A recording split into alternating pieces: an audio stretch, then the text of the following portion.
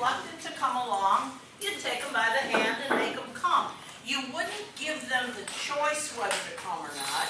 You wouldn't say, come here, I'll give you a cookie if you come here. No. We need this dog to understand that she needs to come. I'm going to wait. Hey, baby girl. Come on, Emmie. Come on. That's it. Good girl.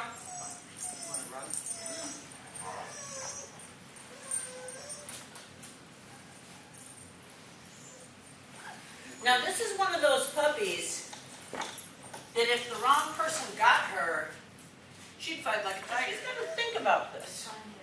It's got to make sense to her. Got to get her a rug. Because we're letting her make decisions, we need to give her choices. The choice is stand there like a little mule, or come up to the rug where there's a toy and there's stuff to do. Confident in herself, and she doesn't think she needs anybody. So the only way you're going to get her to do a day's work is if there's something in it for her.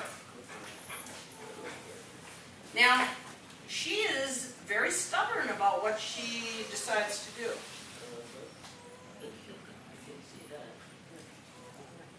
But there's also stuff over there, and that isn't very comfortable. Now, once she meets the cue collar, it'll be different. I'm not going to put that on her today. I don't want to take that fire out of her. That's a heck of a no, isn't it? Trying to figure out her options.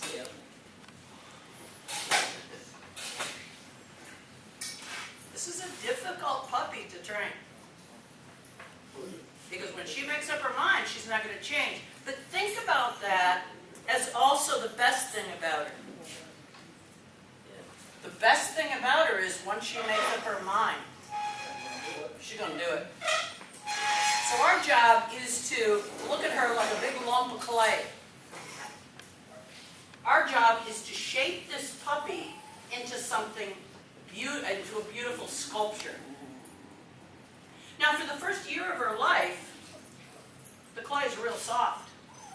So if you try to use that sculpture, it's going to scrunch down because it's not hardened.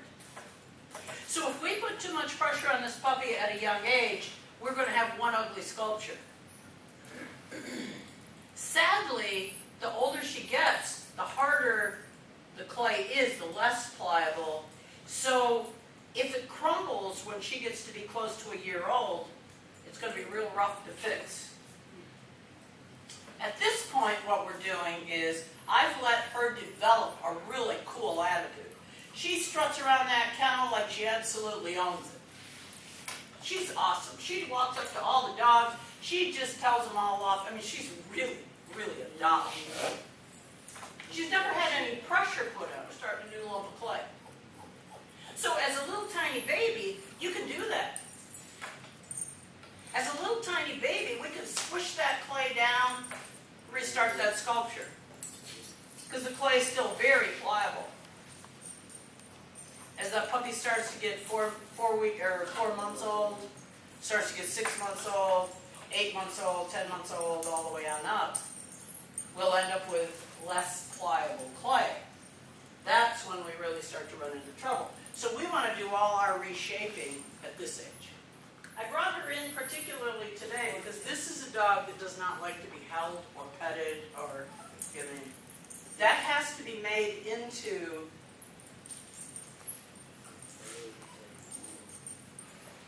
it has to develop. She's a dog that wants to be at a distance and watch. Highly intelligent. This puppy watches. This puppy decides what she wants to participate in. It's not that she's not fun. But she's going to decide what's important and what's not. So what does that make our responsibility in training this dog? That we establish our priorities as hers. Not get into a fight with her. This is a dog you could really get in a fight with. Now, this is a dog that if I go to pet her right now, she avoids me.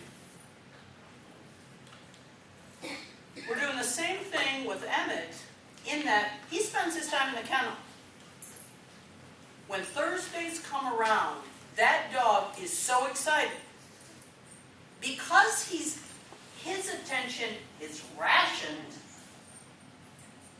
he looks at it like the best thing of the week.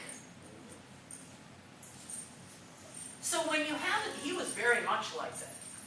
He was bottle fed as a baby, so he had tons of attention. When he was a puppy, he no more wanted to be held than the man in the moon. He'd been held, that's how he'd been raised. Back away. And he really didn't even act like he just wanted to play because it was different than what he'd been raised. So it's maturity that takes care of that, but it's also withholding the attention and only getting it out when you've got something to teach him, let him develop an appreciation of that, and put him away again.